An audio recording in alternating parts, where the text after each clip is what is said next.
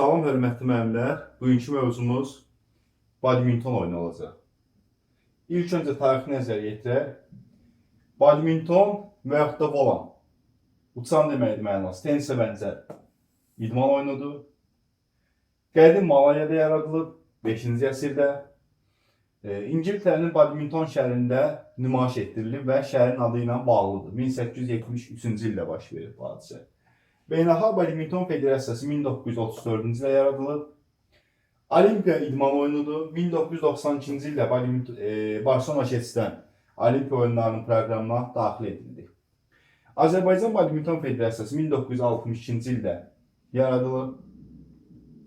1969-cu ildə ilk badminton üzrə idman ustası Qardaşxan Hadiyev olub. 1997-ci ildə Azərbaycan Badminton Federasiyası Badminton Federasiyasının tam hüquqlu üzv kimi qəbul edilir. Azərbaycan Badminton Federasiyasının prezidenti də Talih Ziyadov. Kilsə badminton meydançası nəzərə yetirək hörmətli müəllimlər. Badminton meydançası gördüyümüz meydançadır. Deməli, badminton tək-bətək və cütlüklər və qarışıq cütlüklər arasında müxtəlif ölçülü meydançalarda oynanılır. Yəni tək-bətək cütlüklər, yəni iki kişiyə qarşı, qarışıq cütlüklər, yəni bir kişi bir qadın, bir kişi bir qadına qarşı oynanan idman oyunudur. Meydançanın ümumi uzunluğu həm təkliklər, həm cütlüklər üçün 13 metr 40 sm təşkil edəcək.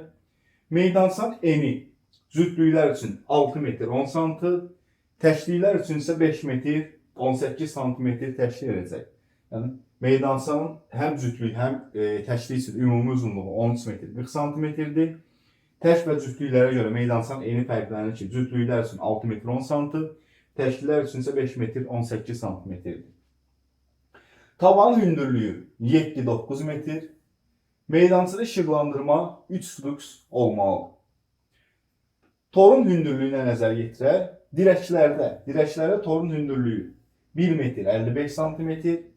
Mərkəzi hissələrdə tor elə möhkəm, iki dirək arasında elə möhkəm dartılmaq, çəkilməlidir ki, torun mərkəzdən hündürlüyü 1 metr 52 sm-dən az olmamalıdır. Torun ümumi uzunluğu 6 metr 10 sm. Torun eni isə 76 sm təşkil edəcək. Ötürmə xətti setikadan 198 sm aralıdır. Bu meydançanın mərkəzi hissəsidir. Ötürmə xətti də setikadan servis atış xətti gedir. 1 metr 98 sm aralı olacaq. Meydançada gördüyümüz xəttlərin qalınlığı isə 4 sm-dir. Ağ və yaxud da sarı xəttlərlə işarələnir. Kilsə raşetkaya nəzərə yetirək. Raşetka volan nəzərə yetirək. Raşetkanın uzunluğu 68 sm-dir. Çəkisi 70-100 qram təşkil edəcək. Tenis raşetkasına bənzər. Yəni tenis raşetkasına bənzər raşetkadır. Yoxsa fərqli tərəfləri var. Tenis raşetkası bir növ biraz enli olur. Biraz enli olur tenis raşetkası. Badminton raşetkasından fərqli olaraq enli olur. Ancaq badminton raşetkası tək bir dəstəkdən ibarətdir. Ancaq tenis raşetkası biraz enli olur. Yəni bunu da fərqləndirə bilməyə bacarmalısınız ki, imtahana şəkillərlə də verilə bilər ki, badminton aid olanları seçin. Raşetka da ola bilər orada. Həmçində bu sual imtahana da düşüb. Yəni, yaxın keçmişdə bu sual imtahana düşüb. Badminton raşetkası, badminton topu, tenis və badminton raşetkası verilib ki, badminton aid olanları seçin. Gəldik volan. Volan, badminton topu üzərinə dəri və ya onun əvəzləyicisi çəkilmiş probkadan və ona dairəyə bərkidilmiş lələklərdən ibarətdir. Bu gördüyümüz volan, badminton topudur. Lələklərin sayı 16 ədəd lələk olur. Badminton topunun volanın çəkisi isə 4,74 5,5 qram təşkil edəcək. Yəni yüngül topdur. Kilsə oyunun başlaması və qalibin müəyyənləşdirilməsi nəzərə yetirək. Başlanğıc. Oyunun başlanğıcında püşk atma keçilir. Püşkatmanın qalibi kortun tərəfini və yaxud da servis atışını seçir. Yəni püşkatmanın qalibi ya kortun tərəfini seçəcək, meydançanın tərəfini və yaxud da oyuna başlamanı seçəcək. Oyundan öncə 2 dəqiqə isinmə verilir. İkinci hissədə topu oyuna daxil etmə hüququ birinci hissədə qalib gəlmiş oyuncuya və yaxud da cütlüyə veriləcək. Yəni birinci hissədə hansısa komanda başlamışsa, ikinci hissədə artıq birinci hissədə hansı komanda qalib gəlmişsə, həmin o komandaya oyunun ikinci hissədə başlama şansı veriləcək. Setlər və xallar nəzərə yetirək. Badminton oyunu vaxt məhdudiyyəti olmadan maksimum 3 hissə oynanılır. 3 set oynanılır. Vaxt məhdudiyyəti yoxdur badmintonda. Yəni müəyyən vaxt yoxdur ki, oyun birinci hissə 20 dəqiqə, 30 dəqiqə və s. Vaxt məhdudiyyəti yoxdur.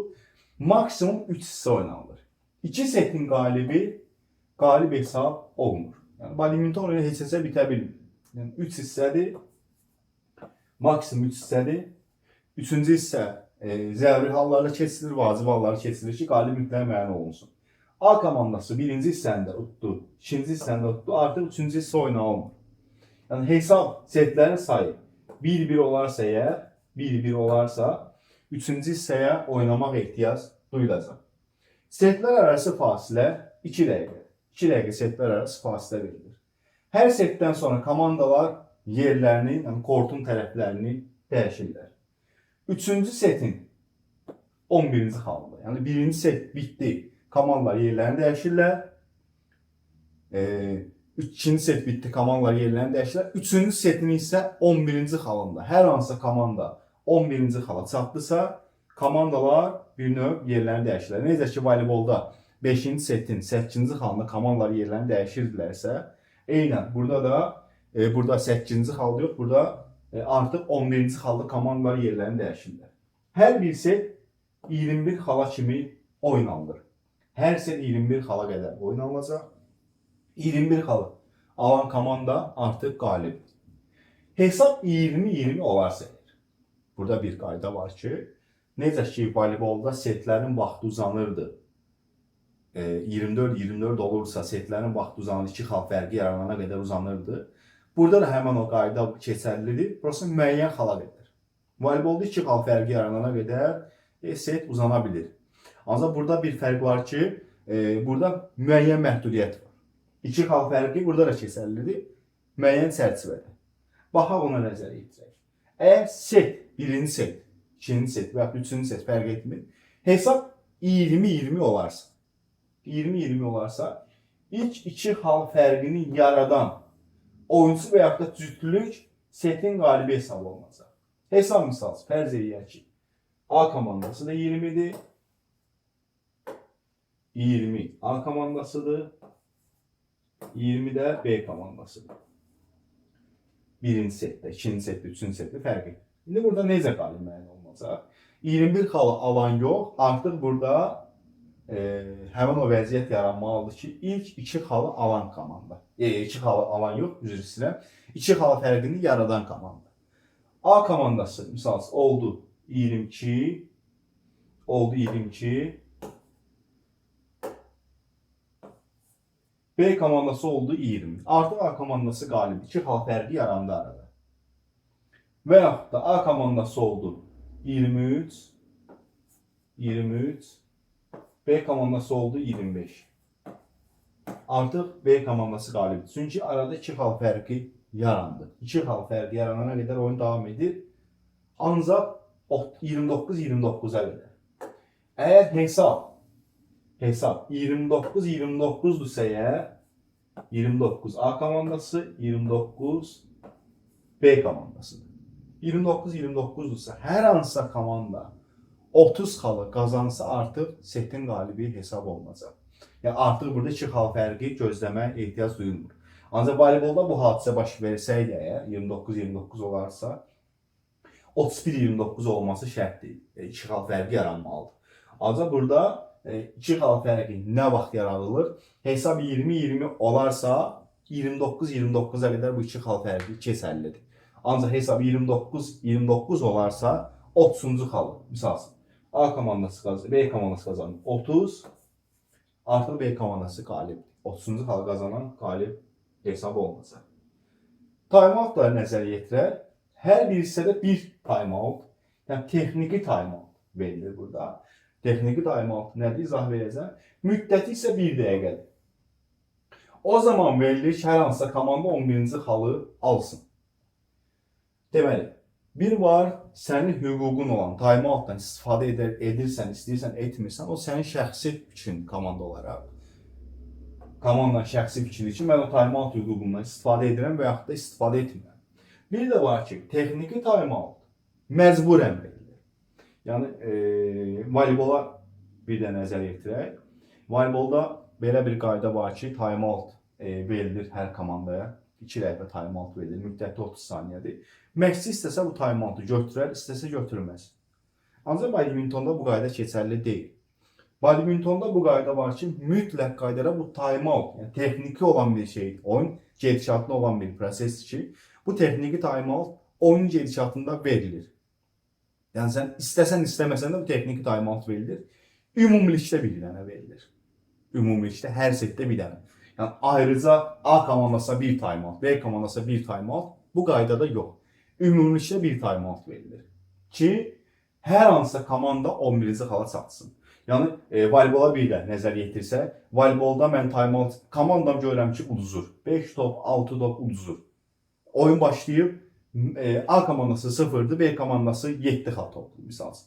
A komandası məşqçisi tez timeoutdan istifadə edir ki, komandası müəyyən göstərişlər versin, bu xal fərqini aradan qaldırsın. Ancaq badmintonda bu keçərli deyil. Mütləq hər hansısa komanda 11-ci xalı qazanmalı. Misal üçün, A komandası 0, B komandası da misal üçün deyək 9'dur. A komandası timeout istəyir ki, komandasına müəyyən göstərişlər versin. İstifadə edə bilmir. Niyə görə? Çünki bu texniki olan bir şeydir. Yəni hüquqi deyil onu götürsün, götürməsin. Texniki olan bir şeydir. Gözləməlidir ki, o B komandası 11 xal qazansın, ümumi timeout verilsin.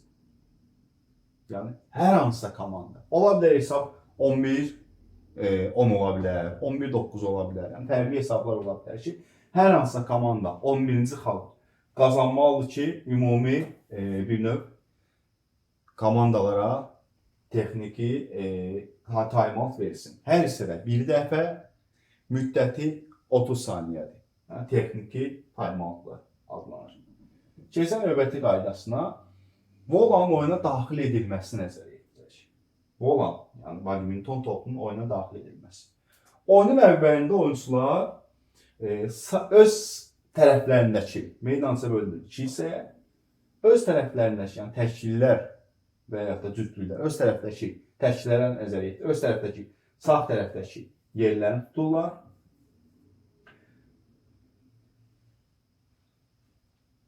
Oyunçunun oyunda xalı 0 və ya da cüt olduqda, oyunçunun oyunda xalı 0 və ya da cüt olduqda, servizi sağ tərəfdən yerinə yetirəcək.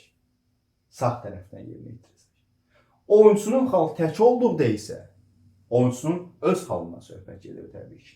Oyunçunun xalı cütdür.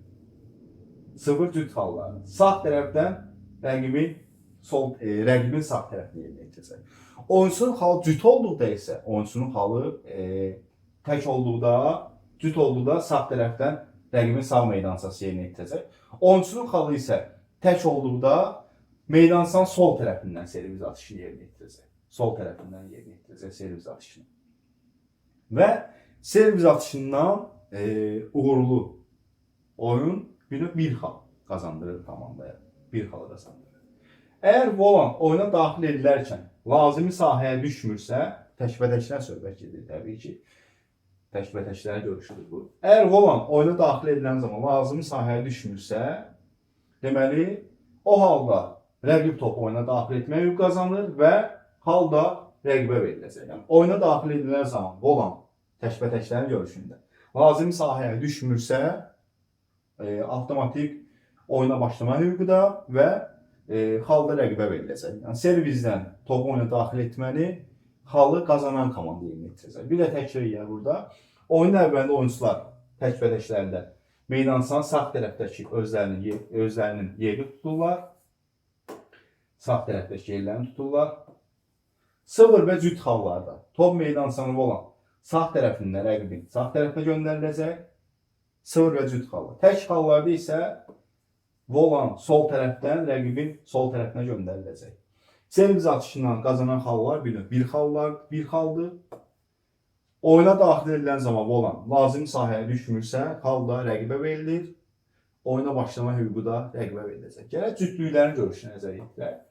Oyunun əvvəlində oyunçular öz yerlərini tuturlar. Cütlüklərin oyunçusunda. Bir oyunçu burada dayanır, bir oyunçu burada. Bir oyunçu burada, bir oyunçu burada. Öz tərəfdəki yerlərini tuturlar. Volanı oyuna sağdakı idmançı daxil edəcək. O komandada olsun, bu komanda hər hansısa oyunun başlanğıcından söhbət gedirsə, oyunu volanın sağdakı idmançı daxil edəcək. Həmçində buradan sağdakı idmançı oyuna daxil edir. Oyuncusunun oyununa halı 0 və ya da cüt olduqda servisi sağ meydançadan yerinə yetirəcək. Eynən təkbətəkdəki kimi oyuncusunun halı 0 və ya da cütdür. Servisi meydançanın sağ oyuncusu, sağ tərəfdəki oyuncu yerinə yetirəcək. 0 və cüt olduqda.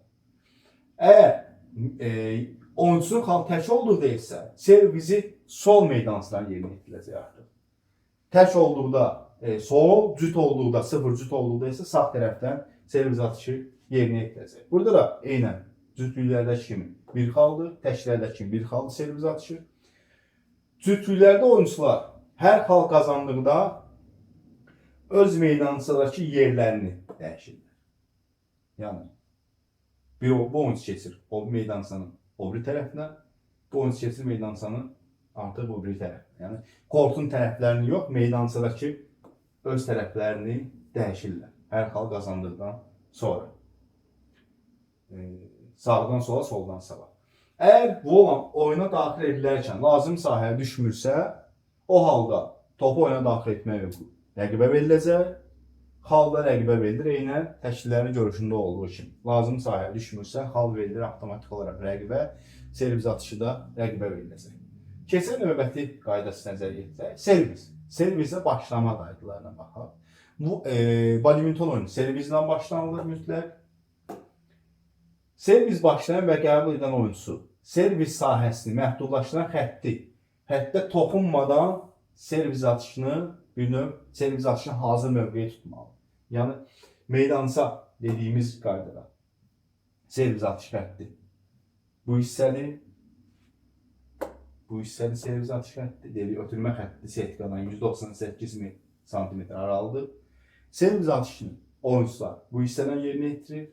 Bu hissələrdən yerinə yetirəcək və xəttə toxunmamaq şərti ilə həmin öz yerindəki mövqeyini tutur oyuncular və servis atışını yerinə yetirir. Yəni, xəttə toxunmaq qayda pozuntusudur. Tuturlar.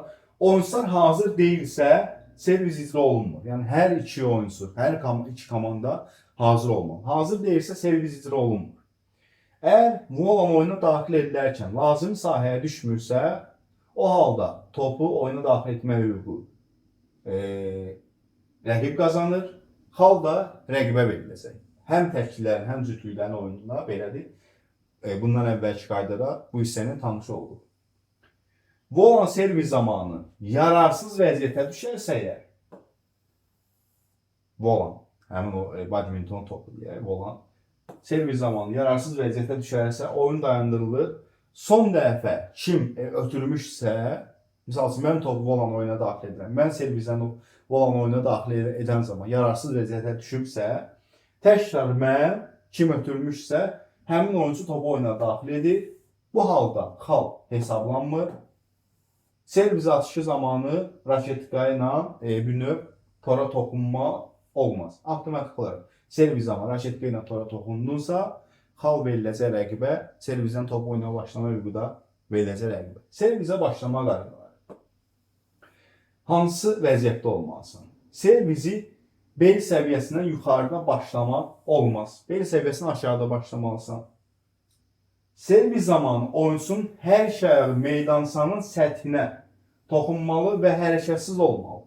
Oyunçunun hər iki ayağı meydançanın səthinə toxunmalı və hərəkətsiz olmalı. İki ayağının birini qaldırıb və ya da tullanıb servizdən topu oyuna daxil etmək olmaz. Mütləq qaydada hərəkətsiz olmalıdır və hər iki ayaq yerinə təmaslı olmalıdır. Servis atışını xalı qazanan komanda yerinə yetirəcək. Servis atışında xalı hansı komanda qazanmışsa, həmən komanda yerinə yetirəcək. Keçən növbəti qaydası nəzərə yetirək. Volan oyundan kənar oldu. Volan aşağıdakı hallarda oyundan kənar sayılır. Meydançanın sərhədlərindən kənara düşərsə, yəni meydançanın gördüyümüz o ölçülər, xətlər 13 metr, 40 santimetr, 6 metr, 10 santimetr, 5 metr, 18 santimetr təklərdə, cütlüklərdə meydançanın yeni fərqlənirdi. Yəni həmin o məsafə meydançanın daxili sayılır o xətlər.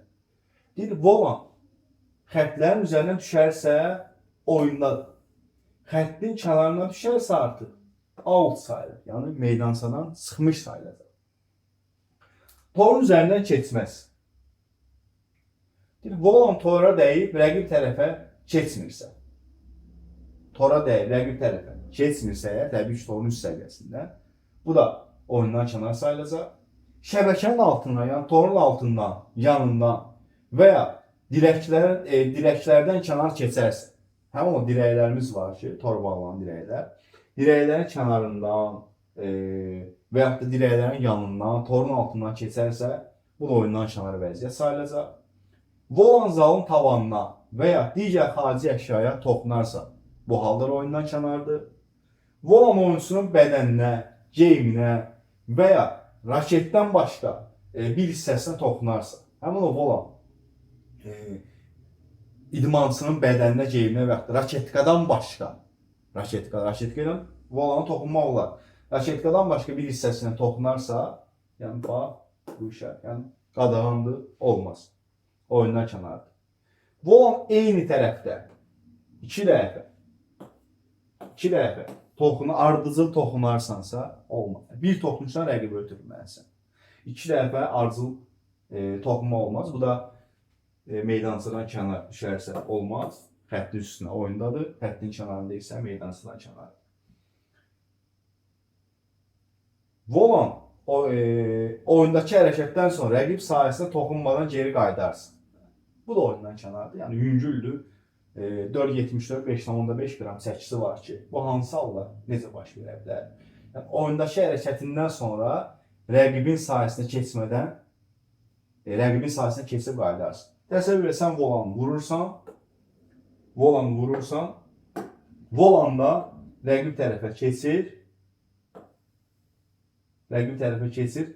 rəqib topa volana toxunmadan qayıdır sən tərəfə təkrar. Yəni yüngül, yəni istiqamətini dəyişir, külək falan zalda keçirir, külək burada olmur. Yəni istiqamətini vurursan volanı, top gedir rəqib tərəfdən fırlanır, qayıdır sən tərəfə. Bu da oyundan kənar vəziyyət sayılacaq. Volan oyundan kənar hesab olunacaq. Yəni çəkisi yüngüldür, ona görə bu qaydada keçərlidir. Növbəti qaydamıza baxaq. Mübahisəli oyun. Badmintonda mübahisəli oyun epizodu var ki, hansı hallar? Torda ilişib qalarsa mübahisəli. Ötürən zaman qəbul edən hazır deyilsə, bu da mübahisəli oyundur. İki tərəf eyni anda qaydanı pozarsa, bu da mübahisəli oyundur. Hakim öncə stop komandası verilir, xal verilmir bu vəziyyətdə. Sonuncu kim ötürübsə, yenə həmin oyuncusu və ya da cütlük volanı oyuna daxil edir. Hakimlərə baxaq badmintonda. Beynəlxalq qaydalarda 12 hakim. Badminton 12 hakim idarə edir. Sarı kart xəbərdarlıqdır. Rəsmi xəbərdarlıq sayılır. Şifahi xəbərdarlıqdan sonra verilən qayda pozuntusuna zamanı sarı kart verilir. Bir baş şifahi xəbərdarlıq sözlə dinləndirsən ki, bir də bu hərəkəti etmə və ya da başqa bir sözlə şifahi xəbərdarlıq edirsən oyuncunu. Ancaq rəsmi xəbərdarlıq artıq sarı kart göstərməkdir. Bu rəsmi xəbərdarlıq edir. Sarı kart xəbərdarlığıdır. Qırmızı kart hal etkisidir. İdmançı yarışmanın hərəkət və yaxud da təkrarlanan qayda pozuntuları zamanı həmin qırmızı kart göstərilir. Bir xal rəqibə veriləcək və servis haqqı da rəqibə veriləcək. Qara kartı isə diskvalifikasiyadır. Yəni oyundan uzaqlaşdırılmadır həmin oyunçu. Ciddi qayda pozuntusu, yəni qırmızı kartdan da həddi aşmış qayda pozuntusu ki, vurmaq, dava salmaq falan, bu vəziyyətlərdə oyunçuya qara kart göstərilir ki, həmin oyunçu bir növ oyundan və turnirdən uzaqlaşır. Həmən turnirdən və oyundan həmən oyunçu uzaqlaşacaq.